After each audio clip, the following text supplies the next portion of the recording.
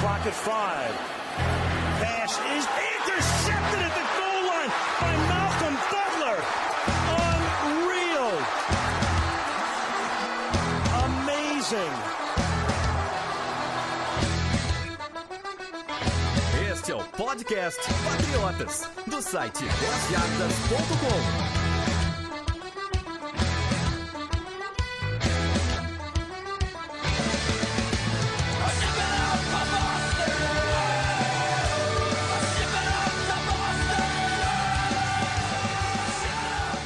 Sejam todos bem-vindos ao podcast Patriotas número 37. Hoje eu tô com o Felipe Durante. Fala, Felipe, tudo certo? Belezinha. Semaninha apertadíssima, né, Durante? Com o Sidney fora, tamo aqui sexta-noite gravando pra variar, né? Pois é, essa semana curta aí, não deu nem pro time descansar direito, mas estamos aí, né, cara? Mantendo o site no ar. Não, tem que ser, a gente não tem essa não. Se precisar de gravar de sexta-noite, a gente tá aqui e grava. Aliás, semana apertada com 2 jogos atrapalha também nossa programação, como a gente falou na semana passada. Então essa semana a gente não teve o Eu Sou Patriota, porque na quinta já era dia de jogo, já era Game Day. Então semana que vem volta ao normal Eu Sou Patriota, já tem gente na fila aí, tem uma galera que já mandou texto. Se você quiser mandar o seu, newenglandpatriota@gmail.com.br. Tá saindo uns textos bem legais, né, Durante? Quem quiser, o espaço tá aberto, né, meu? Tá, tem um texto bem legal do pessoal lá, tá show de bola. A gente tá esperando aí que o pessoal realmente participe e mostre o que é ser torcedor do Patriots aqui no Brasil.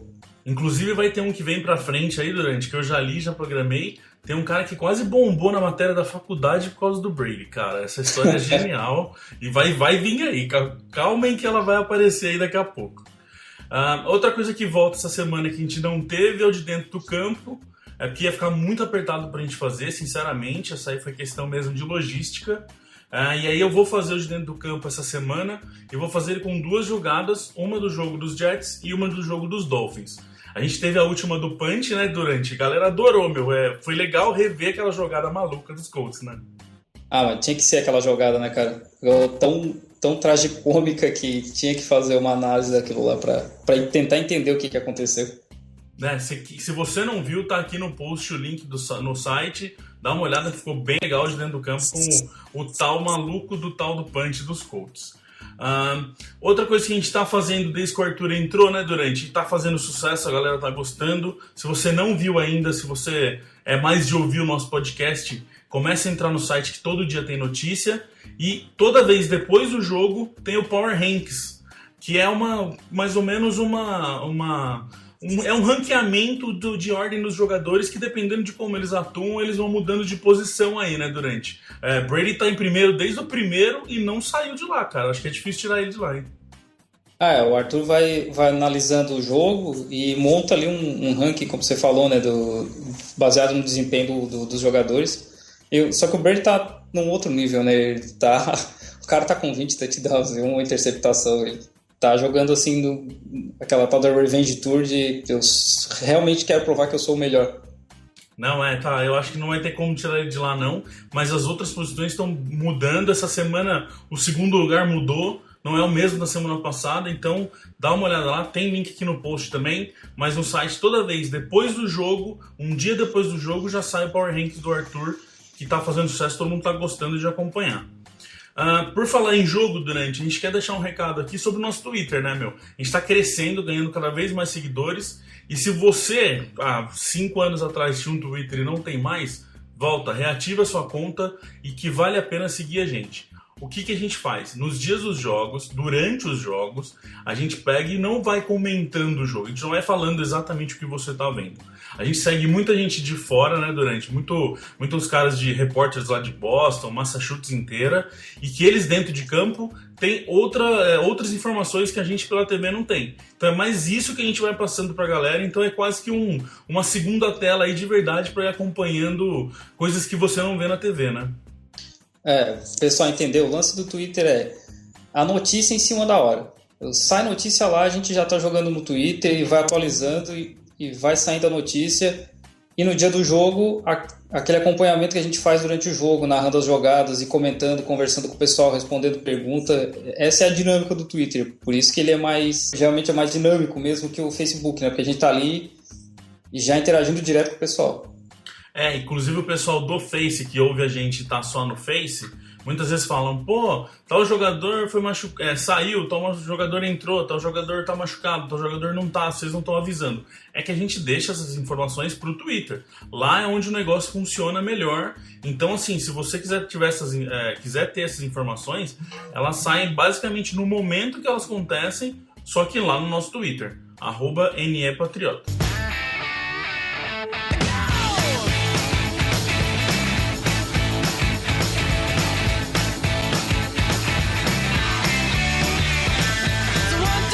Take my hand and come with me because you look so fine that I really want to make you mine. Vamos falar primeiro desse ataque durante 36 pontos. É a sexta partida seguida que a gente faz mais de 30 pontos na NFL esse ano. A gente só não fez contra os Steelers. É um ataque muito poderoso. 7-0 até agora, todas as vitórias. Segunda vez que isso acontece só na história dos Patriots. A primeira vez foi no tal do ano de 2007, que todo mundo não tem como fugir dele por enquanto. E assim, eu puxei aqui que somente uma equipe venceu o Super Bowl começando com 7-0. Olha que interessante, porque os Patriots naquela época, em 2007, não ganharam o Super Bowl. Só uma equipe na história da NFL que chegou com 7-0 ganhou o Super Bowl, que foi os Broncos em 98. Então tá começando a entrar num outro nível de recordes aí, já é nível só de grandes da história, cara. Outra coisa interessante desse ataque, a gente anotou ponto em todos os quartos que a gente jogou até agora, menos no primeiro quarto da semana 1 contra os Steelers. Ou seja, tirando aquele primeiro quarto da estreia da temporada, todos os outros quartos a gente anotou ponto, seja field goal, seja touchdown. É um ataque que está se mostrando cada semana mais poderoso. Essa semana contra os Dolphins teve momentos que não conseguiu evoluir muito, sofreu com faltas, a gente já vai falar disso, mas mesmo assim faz mais de 30 pontos, né, Durante? É um poder animal que tem esse ataque, né, cara? Ah, sim, durante a transmissão a gente estava até comentando ali, né, conversando entre nós que 39 foi pouco, né, 36, 39? Foi 36. Pouco. Foi pouco, tinha espaço para muito mais ali, né? Se o ataque tivesse desenvolvido bem no primeiro e no segundo quarto, naquela sequência de three and outs ali, faço 50 pontos, cara. Esse ataque está muito dinâmico. As defesas adversárias têm que escolher entre Edelman, LaFell, que está voltando agora, o Amendola, que está jogando bem, o Gronk, e se der espaço o Chandler aparece, e agora tem o Dion Lewis. Como é que você vai marcar tanto cara bom? É muito complicado. Eu tava conversando isso com um amigo meu de trabalho que tá começando a assistir. Eu falei pra ele que, assim, por que eu acho que a gente tá anotando tantos pontos? Tem NFL, a NFL tem defesas muito boas, isso não tem como negar. Mas nenhuma defesa tem tanto jogador bom pra marcar um matchup com o nosso ataque, né? O número de jogadores que a gente tem para desequilibrar é isso que você falou, é muito cara, então não tem como. Se você marca um, sobra o outro, é aquele cobertor curto. Se você for cobrir a cabeça, vai tirar o pé de fora. Se você for deixar o pé, a cabeça vai ficar no frio. Não tem muito o que fazer, então é muito disso, assim. É um ataque muito encaixado, que tem jogadores que já estavam no ano passado e que, para ajudar, vem um tal de Lewis que destrói a NFL de novo. Então, assim, eu acho difícil encontrar uma defesa que consiga parar isso. Só vai conseguir parar os Patriots se conseguir parar o esquema de jogo, mas jogador por jogador não tem como. A gente viu isso no jogo contra os Jets, né? Em cima do Gronk, o Reeves em cima do Edelman. Quem que vai marcar o Amendola? Por isso que ele despontou tanto no jogo, né? Teve a questão dos drops do Edelman, mas não tinha tanta gente suficiente boa para marcar tanto jogador bom, como você falou. O nosso ataque em termos de pessoal, de talento, de jogadores, né? Assim. De talento, tem um volume superior ao que uma outra defesa consegue. Talvez o Seahawks em 2012, 13, antes deles começarem, né, perder vários jogadores, eles tivessem esse volume de talento para conseguir bancar.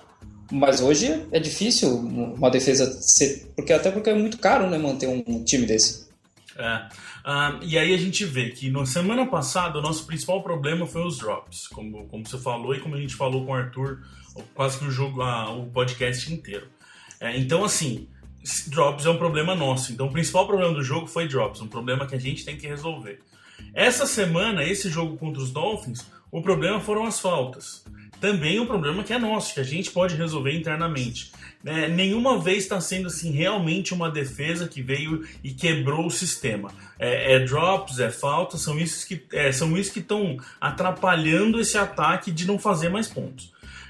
8 faltas nesse jogo durante 69 jardas. É mais de meio campo, 70% de um campo andando para trás por causa de faltas. Esse foi um grande vilão da gente não anotar mais pontos também. Teve essa falta aí da quarta para 1 jarda que a gente já está cansado de ver, né? O Brady indo pro sneak.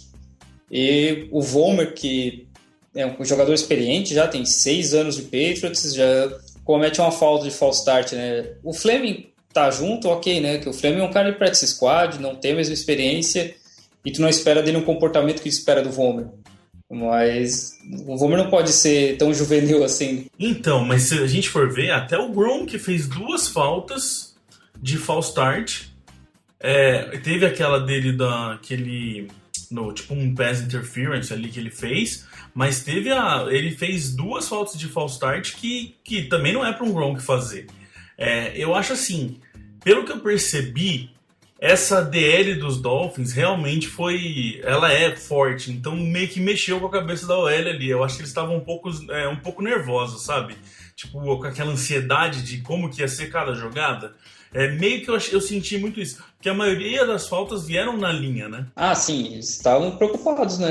Com o Sul e o Derrick. Eu acho que a gente teria tido mais trabalho se ele não tivesse machucado ali o tendão de Aquiles. Com certeza eles estavam muito preocupados com essa pressão da linha defensiva dos Dolphins.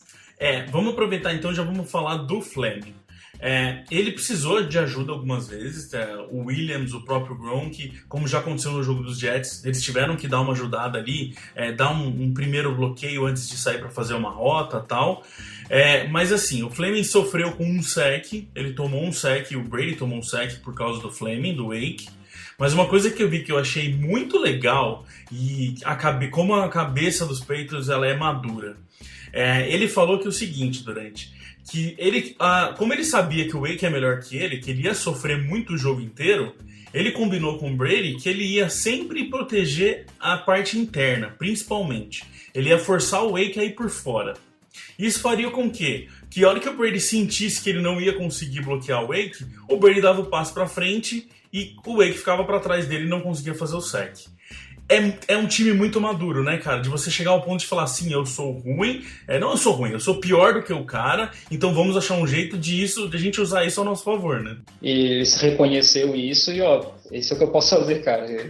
É assim que eu consigo te ajudar. Mais que isso, não vou conseguir. E eu achei muito legal isso, assim... É ser muito homem você assumir esse negócio e falar, vamos fazer desse jeito então. E a gente viu muito o Brady se movimentar no pocket, ele fez muito disso. Então assim, eles realmente estavam esperando que isso ia acontecer. Quando acontecia, ele ia lá, se movimentava e não tomava o sack. Achei muito legal essa informação que chegou pra gente. Fora isso, eu quero deixar um destaque muito positivo pro interior da nossa OL, com Andrews, Klein e Jackson. Tinha na frente ali um Ndamukong Suh, um cara que é gigante, que é poderoso, que tem nome, e eles conseguiram anular o Suh.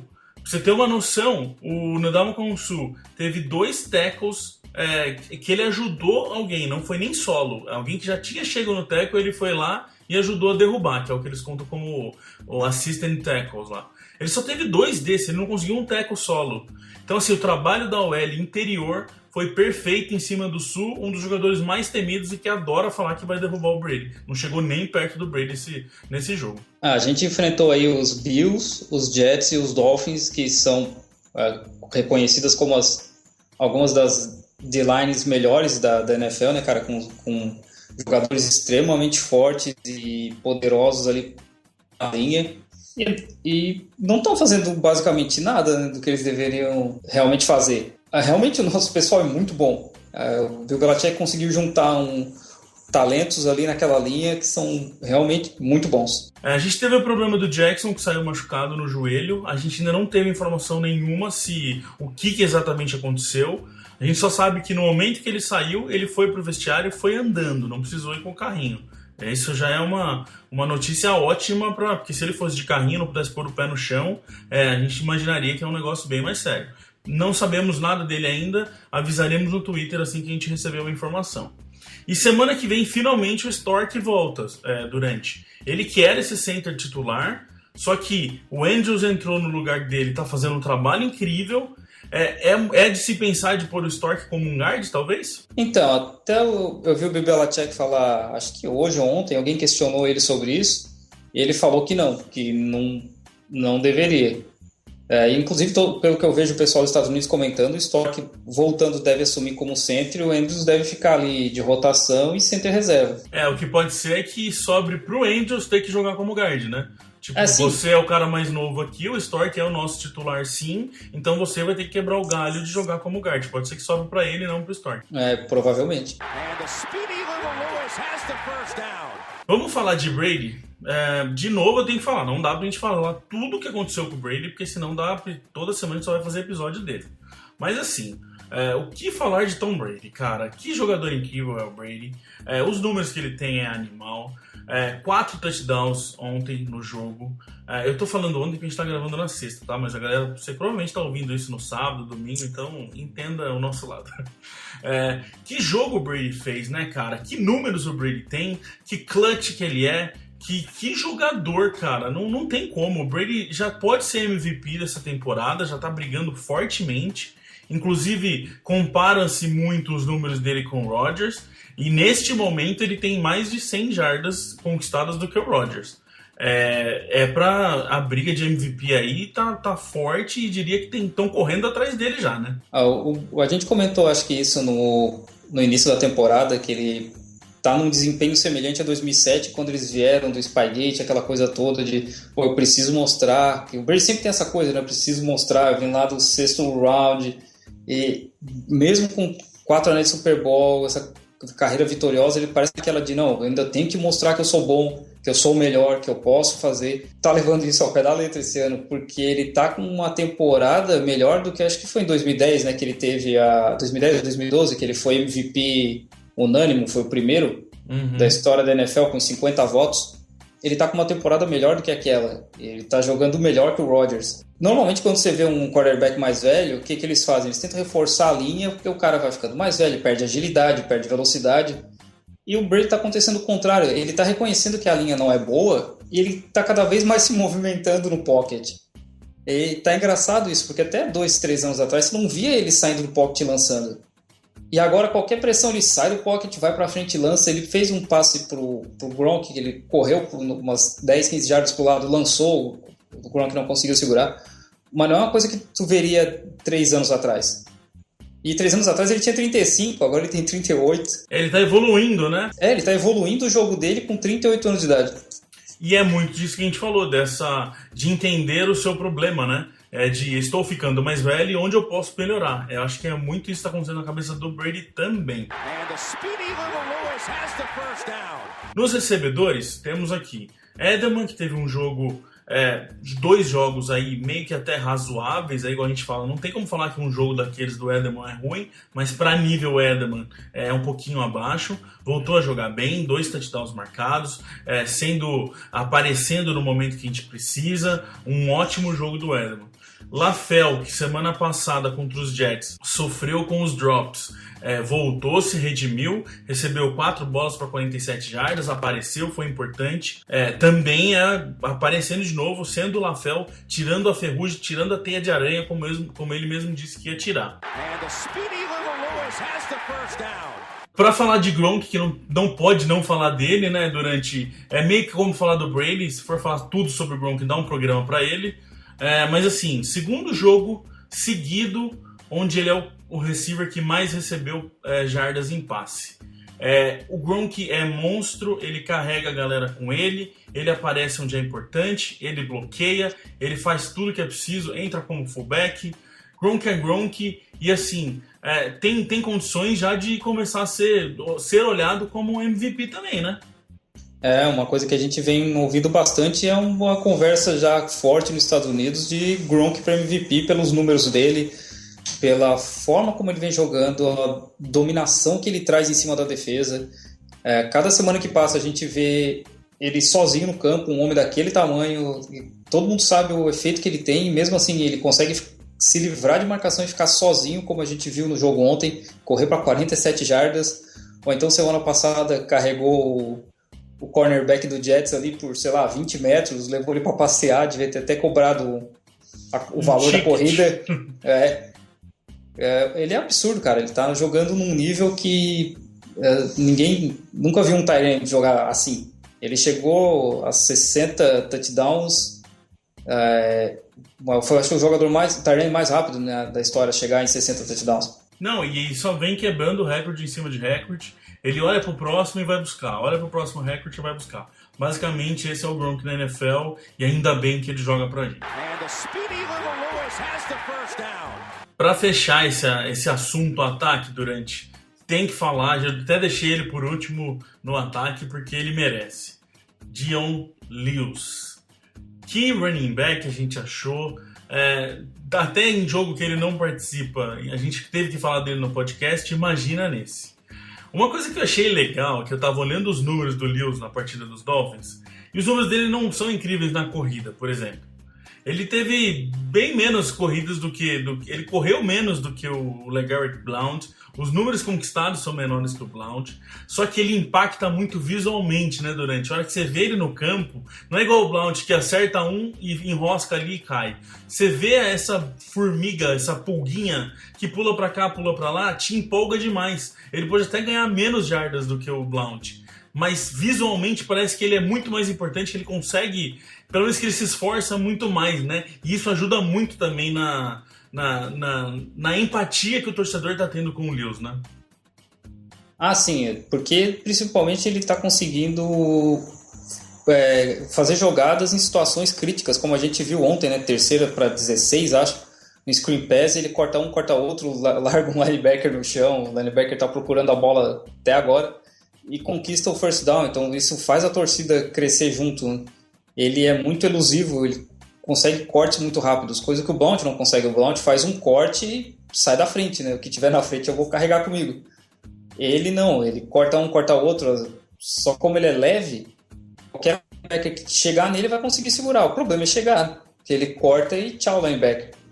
E ele está sendo mais importante nesses passes de screen. E passes normais também, porque em algumas vezes ele está alinhando como um receiver. Para você ter uma noção, entre os running backs, ele é o primeiro da NFL em médias de passes, de jardas no passe recebido por jogo. Ninguém está na frente dele. O segundo é o Danny Woodhead, que já fez muito disso nos Patriots também. Então ele é número 1 hoje já. E ele tem 10.9 jardas por recepção até agora na temporada. Basicamente dar a bola para o Lewis, lançar a bola para ele, é um first down que você consegue. E aquilo que você falou, o corte que ele deu no linebacker, é vergonhoso pro linebacker ter que aparecer no mundo inteiro tomando um corte daquele, né? O cara tá procurando a bola até agora, cara. Ele não sabe o que passou por ele ali, porque foi um drible muito bem feito. Ele joga o corpo para um lado, o cara sai correndo seco naquela direção e o Lewis passa batido pro outro lado. Enquanto alguns managers dão uma escolha de primeiro round para pegar o Trent Richardson, que carregava 3 jardas por tentativa, o Bill Belichick olha pro Dion Lewis de graça no free agent e opa, vem cá que vamos tentar fazer alguma coisa contigo que eu acho que dá pra gente aproveitar aqui no time. A mão que ele tem, o olhar que ele tem de conseguir entender por poucos movimentos, por poucos testes, o que esse cara pode render no ataque, é só o Belichick que tem, não adianta. E o Lewis não é o primeiro que aconteceu e não é o último que vai acontecer também. Muita gente fez isso nos Patriots já. A gente fez um exercício aqui no último episódio com o Arthur, que a gente pegou alguns jogadores da defesa e mostrou o rendimento deles em números durante a temporada. Aí eu quero fazer com o ataque agora para a gente ter uma noção de que como excelente é este ataque. Brady tem 199 passes acertados de 289. O rating dele é de 68,8%. 2.410 jardas já lançadas. 20 touchdowns e uma interceptação que, se fosse justo a NFL, não estaria no nome dele. Edelman tem 52 catches para 584 jardas, 6 touchdowns. Ele chegou com esse sexto touchdown, ele empatou a melhor marca da carreira dele. Então o melhor ano dele foi com 6 touchdowns. Só que na temporada inteira, a gente está na semana 8 que ele já empatou. Então com certeza o Edelman já tem a melhor temporada da carreira dele este ano. Gronk, 40 catches para 646 jardas e 7 touchdowns. Não precisa de mais ninguém, né? Esses três já resolvem mais do que qualquer... não que qualquer, mas mais que muito ataque na NFL aí, né, meu? Provavelmente o Brady deve ter mais touchdown sozinho do que uma meia dúzia de time na NFL, né, cara? E esses três são a base do nosso ataque. O resto é coadjuvante. É absurdo os números deles, no nível que esses três estão jogando.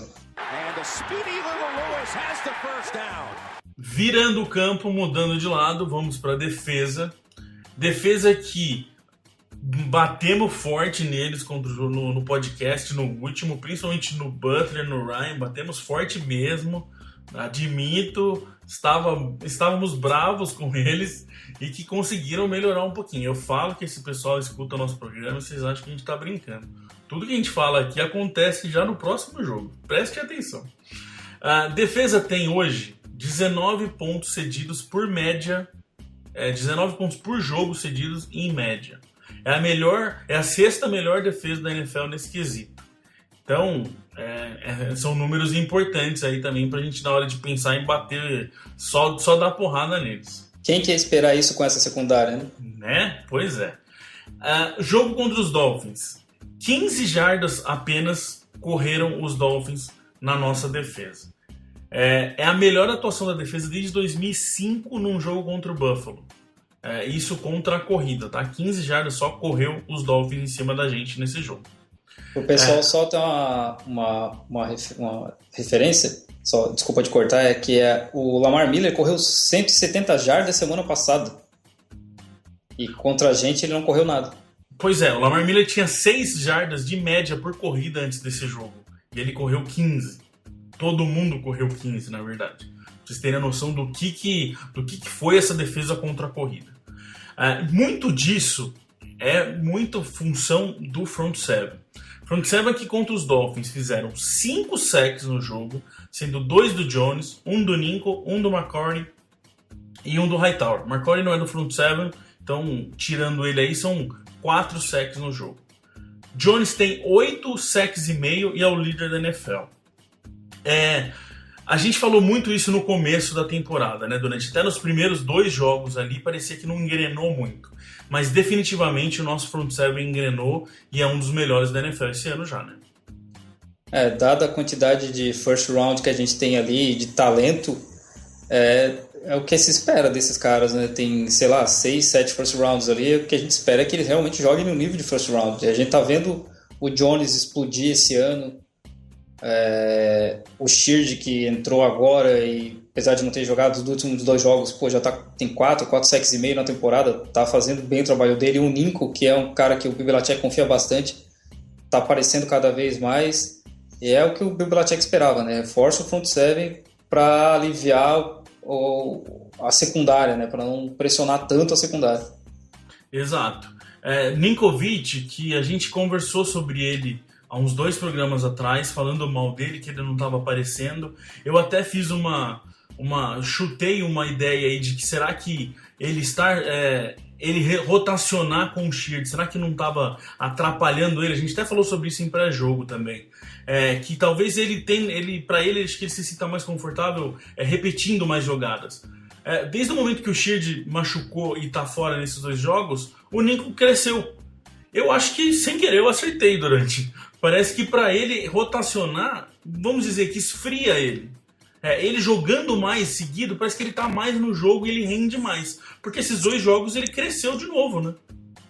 Sim, no jogo contra os Jets mesmo, ele teve 4 ou 5 passes defletidos e pressionou e conseguiu cavar lá 2, 3 faltas, coisa que ele fez ontem de novo, conseguiu um holding contra ele e pressionou o Tannehill. Ele cresce à medida que ele vai jogando mesmo. Como você falou, ele vai esquentando, ele vai melhorando. É tipo um carro velho, né? Você não pode ficar desligando. Você tem que ligar e ir, vai viajar que dá certo. É o Linkovic hoje. Pra gente continuar nesse front seven, eu quero dar um destaque na linha, no interior dessa linha. São jogadores que a gente não fala muito. Normalmente a gente fala do Weasley, que sim, ele tá crescendo. Nesse jogo contra os Dolphins, por exemplo, ele chegou no QB 5 vezes, chegou a relar no Tannehill, mas não fez o sack. Então, assim, cada jogo a gente vê essa explosão dele. Ele no pass rush, ele é muito bom mesmo. Mas tem alguns jogadores aí que a gente meio que não lembra que existe, e que eu puxei números aqui e que a gente não pode esquecer deles não, cara. O Brown, primeiro ano dele, interior da linha, já tem 15 tackles na temporada até agora. Ele é o segundo melhor do interior da linha ali. Perde só pro Siliga, que tem 17 tackles. O Brent tem 12 tackles. O próprio Weasley tem 9.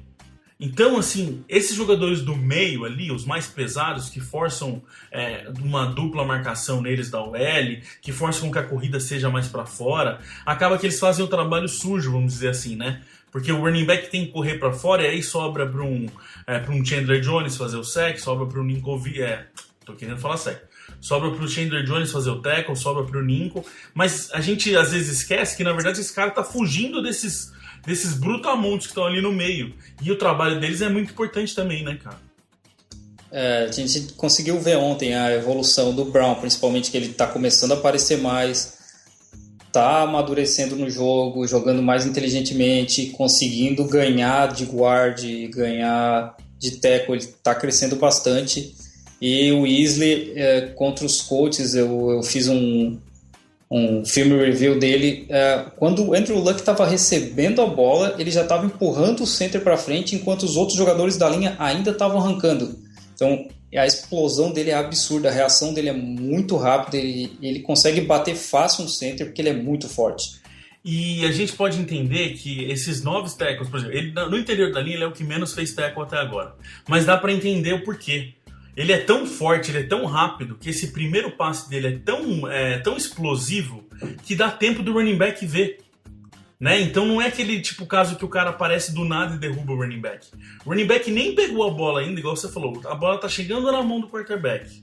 Vamos supor que é uma corrida. O running back nem relou na bola ainda, ele já viu que o Weasley avançou. Então ele já consegue, ele fala, não vou correr ali, eu já tenho que desviar dele. Então isso causa para ele um número baixo em tackles, mas ele continua fazendo o trabalho dele muito bem feito. E aí acaba que ele dá o tackle para um outro jogador, não é dele. Então, muito provavelmente, o baixo número de tackles do Weasley é por esse motivo, né? Inclusive aconteceu, se eu não me engano, até contra os Colts, algo parecido, que ele penetrou, ele empurrou o center para trás, umas 5, 6 jardas para trás, o Luck caiu para a direita, se eu não me engano, e alguém fez o sack nele. Então o Weasley jogou o Luck para o lado para um outro jogador nosso vir sacar. O sack não conta para ele, conta só pressão ali, né? Mas se não fosse ele entrar ali pelo meio e jogar o Luck pro lado, talvez o nosso jogador não conseguisse chegar tão rápido para efetuar o sack. Exatamente. Aí eu puxei os 3 melhores tacleadores nossos até agora na temporada. Quem quiser adivinhar o número 1 e errar, não ouve o nosso podcast, né? Collins é o primeiro disparado, 51 tackles. Segundo vem o Hightower com 38. Lembrando que teve jogo que o Hightower não jogou, e ele ainda é o segundo que mais tacleou. Em terceiro veio o Chandler Jones com 23 tackles. Jones que também é aquele cara que vai aparecendo um pouquinho no jogo, mas na hora que a gente vai ver o número cheio dele, ele é muito importante para essa defesa. Esse ano ele está sendo sim muito importante para essa defesa. Bora para nossa secundária, o setor onde a gente mais sofre, como várias pessoas mandou pra gente no Twitter durante o jogo, que alívio quando os caras correm. Porque quando o quarterback fica com a bola, já dá aquele aperto no coração que os caras vão lançar. Tá difícil, mas a gente tem números aqui para mostrar que a defesa tá melhorando. não é a defesa ideal contra o passe, mas está melhorando. Do jogo contra os Jets, a gente reclamou muito e foi uma coisa muito óbvia na visão de todo mundo, que nas terceiras descidas dos Jets, a gente não conseguia parar, eles sempre faziam first down.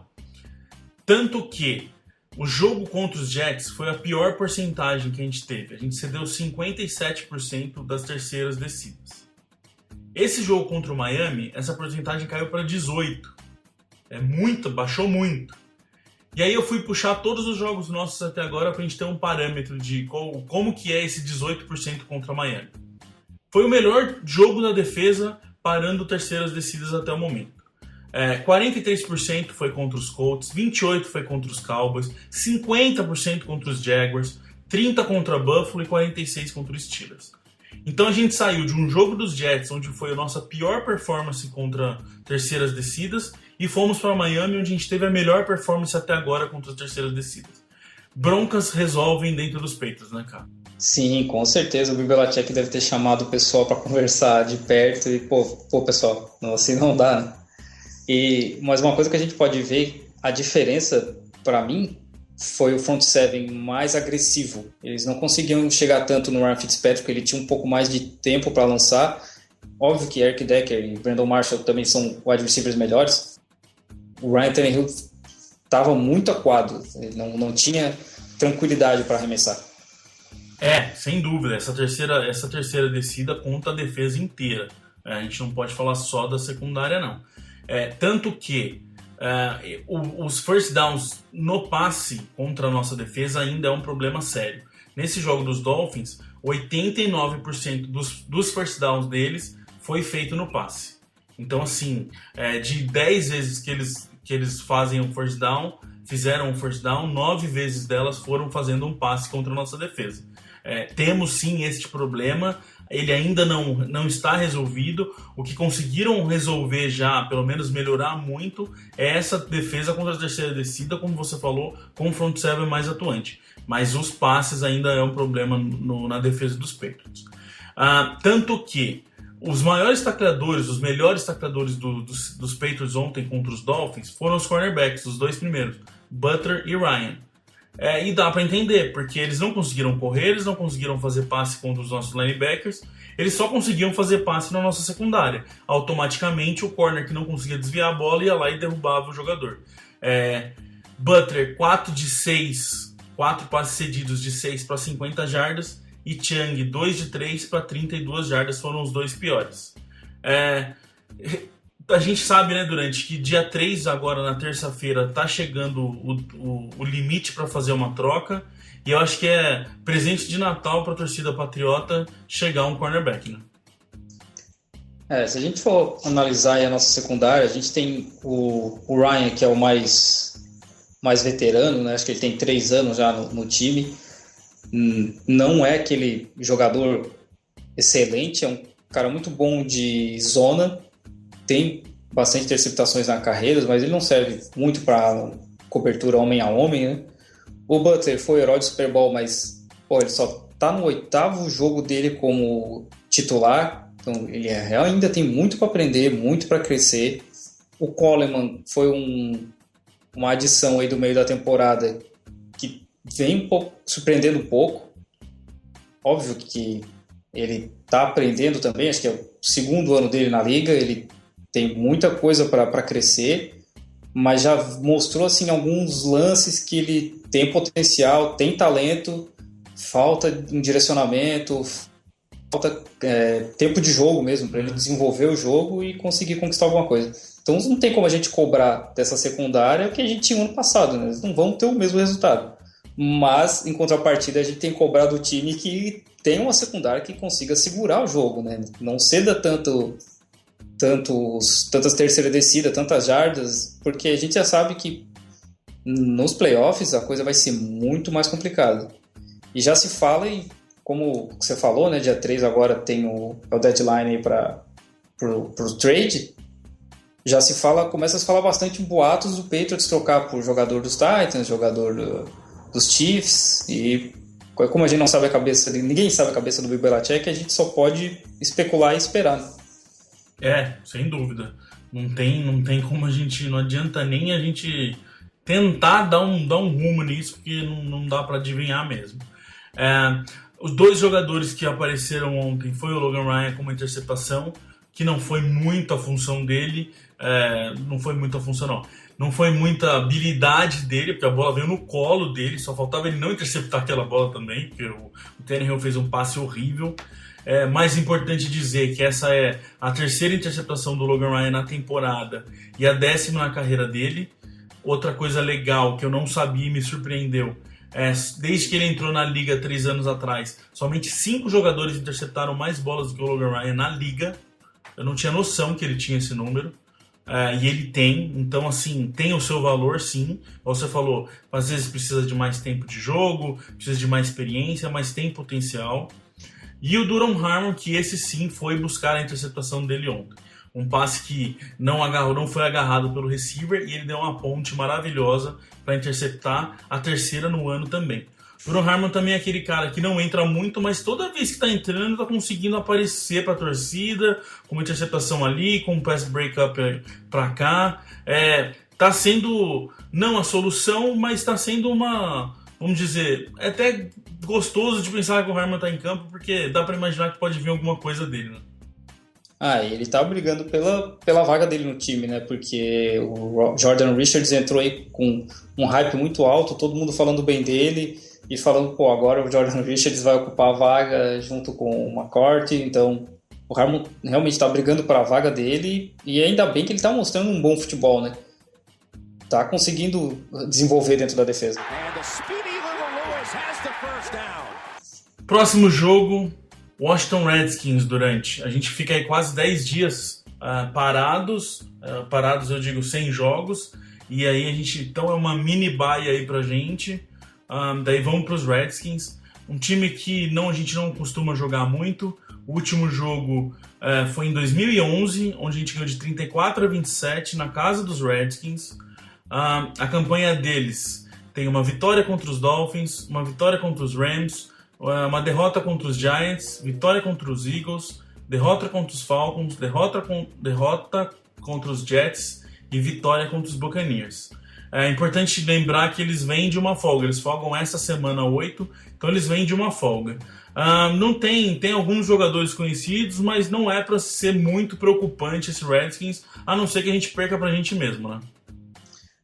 O Redskins estava aí num modo de reconstrução já desde 2012, quando eles fizeram aquela troca pelo RG3, e o RG3 jogou muito bem em 2012, então eles iam fazer a base do time em cima daquilo. Aí o técnico brigou com o general manager, pulou fora do time, e o RG3 começou a ter problemas extra-campo e problemas com o time, foi pro banco e o time virou uma zona. Hoje o Kirk Cousins é o QB titular, mas é muito inconsistente. Em alguns jogos ele joga muito bem, ele lê bem a defesa, consegue achar os receivers, mas é muita interceptação, toma muitas decisões erradas. Então, o Redskins talvez seja um desafio próximo do nível do Dolphins, do meu ponto de vista. Concordo. Tem ali o Alfred Morris, running back, mas ele é o 28º da liga correndo. Tem o Pierre Garçon, receiver, mas ele é o 17º na liga recebendo. A defesa também não é muito incrível, 23ª em jardas cedidas, 15ª em pontos cedidos por jogo. Não tem muita coisa para assustar. Eu acho que é só os Patriots jogarem sério, como a gente está jogando, e resolver esses problemas de drop, de faltas, essas coisas, que o jogo é para ser tranquilo. E para resumir esse jogo contra os Redskins, eu vou falar para vocês exatamente o que o Arthur colocou no nosso roteiro. Não tem muita estatística sobre eles e não conheço muito bem os jogadores. Só sei que o Brady vai destruir. A gente lendo aqui, a gente achou isso aqui escrito do Arthur, que foi genial, e eu resolvi compartilhar com vocês. É mais ou menos por aí mesmo, porque, como eu estava falando, eles estavam vindo num crescente, estavam bem, aí de repente desmoronou tudo e virou uma bagunça.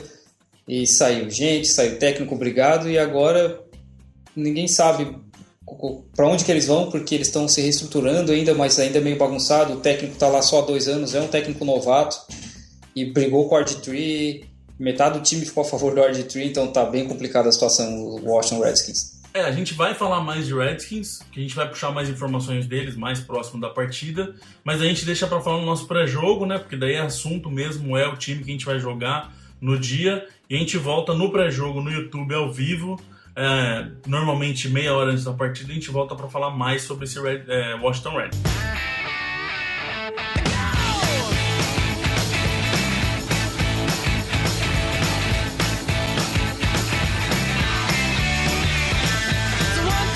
Take my hand and come with me because you look so fine that I really want to make you mine. Durante Brigadão, e antes da gente terminar, enquanto a gente gravava aqui, saiu notícia do Jackson, né? Do Trey Jackson OL. Sim, uma boa notícia pra gente, que ele fez uma ressonância magnética e não acusou nada de lesão em ligamento, músculo ou qualquer coisa assim, que é muito, muito positivo. E essa folga que a gente vai ter de 10 dias, esse mini-bye, como você falou, é muito importante para essa recuperação da nossa linha, que tá o Mason, Cannon e Trey Jackson lesionados agora, né, cara? Veio muito em boa hora esses 10 dias de folga.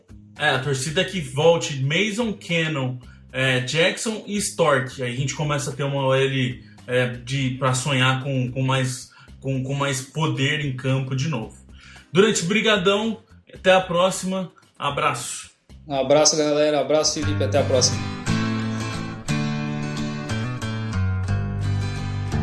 We love our New England Patriots and the way that they play as a team. And we'll always be true to the red, white, and blue, our New England American dream. When they take to the field, they don't often yield. They'll bend, but they seldom will break. If the first half should sour, well, there's still half an hour. They'll ignore every bruise, every ache, and they'll pull it all out at the end of the bout. If it's close and the game's getting scary, if the offense can't score with a few seconds more, then we call in old clutch Vinatieri.